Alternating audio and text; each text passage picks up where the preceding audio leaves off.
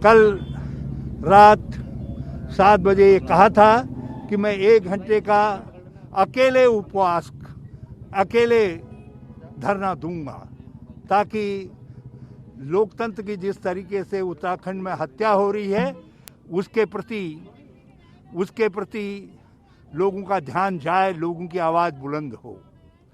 आज जब मैं हाथी बड़कला हो करके पैदल आया हूं तो मुझे विजयनगर पुल पर रोक दिया गया है और मैंने इनको मैसेज भी कर दिया था कि पुल को पार करके एक छायादार पेड़ के नीचे मैं बैठूंगा। पेड़ भी मैंने इंगित कर दिया था, केवल 50 मीटर की दूरी पर है। और मुझे लगता है कि ये सरकार ये चाहती है कि हरीश रावत सत्याग्रह करते हुए अपने प्राण दे दे। और मैंने फैसला कर लिया है, या तो ये मुझे जेल में डालेंगे, और यदि ये जेल में नहीं डालते हैं तो हरीश रावत जब तक विजयनगर के इस पुलिया को पार करके आगे पेड़ के नीचे नहीं बैठेगा, मैं यहीं पर रहूँगा और मैं या तो जेल जाऊँगा या यहीं पर जो है रहूँगा, चाहे मुझको कितने ही दिन यहाँ पर क्यों नहीं बिताने पड़े। पर आपको तो आप फिर भी मैंने उनसे अनुरोध किया। मैं पुलिस के लोगों को कोई दोष नहीं देना चाहता और वो भी सब समझ रहे हैं। ये जिसका भी हुक्म है, मैं उस हुक्म को मानने से इनकार करता हूं और उसके विरोध में मैं यहाँ पर धरने पर बैठ गया हूं। अब यह धरना या तो हरीश रावत विजयनगर की पुलिया को पार करके 50 मीटर आगे पेड़ के नीचे बैठेगा उपवास पर, और नहीं तो फिर हरीश रावत यहीं बैठेगा। सर, आज का थोड़ा सा भी तो आज आप सरकार पर किस तरीके से हमलावर हैं, और कल भी आपने रेलगाड़ी पर बैठकर विरोध। देखिए, ये पेट्रोल डीजल गैस के दाम जिस प्रकार से बढ़ाए जा रहे हैं, दुनिया में इन पदार्थों के दाम घट रहे हैं और हिंदुस्तान के अंदर ये मूल्य वृद्धि लोगों के ऊपर थोपी जा रही है, उसके विरोध में कांग्रेस का कार्यक्रम है।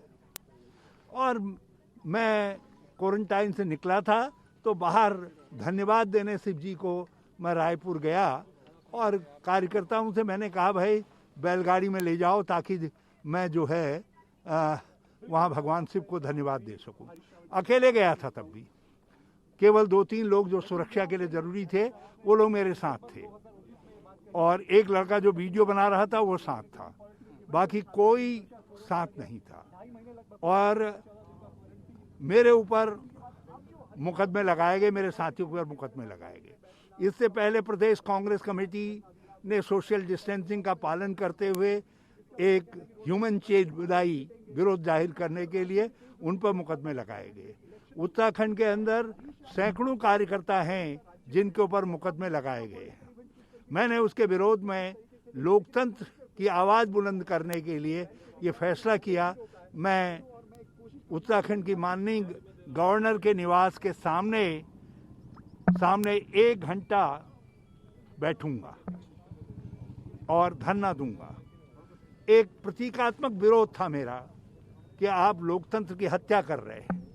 और जब मैं आया तो मैं हाथी बड़कला से अकेले चल करके, एक लोग जो गाड़ी में ला रहे थे वो लोग थे, और मैं अपना मोड़ा खुद लेकर के बड़ा आगे विजयनगर के पास में मुझे पुल पर रोक दिया गया। मैंने कहा, भाई मैं छाया में बैठूंगा, मुझको ऐसे वृक्ष के नीचे बिठा रहे हैं जिस पर पत्तियां नहीं हैं।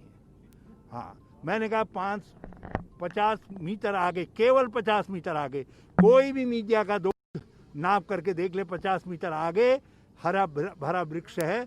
मैंने कहा मैं उसके नीचे उपवास पर बैठ मैं 1 घंटे के धरने पर बैठ जा रहा हूँ। 1 घंटे के धरने, मेरे साथ कोई साथी नहीं आया। जो आए भी हैं उत्सुकता बस यहाँ, मैंने उन सबको मना कर दिया था कोई इधर नहीं बढ़ेगा करके, लेकिन मुझको जिस तरीके से रोका गया है, मुझे पुलिस के कर्मचारियों से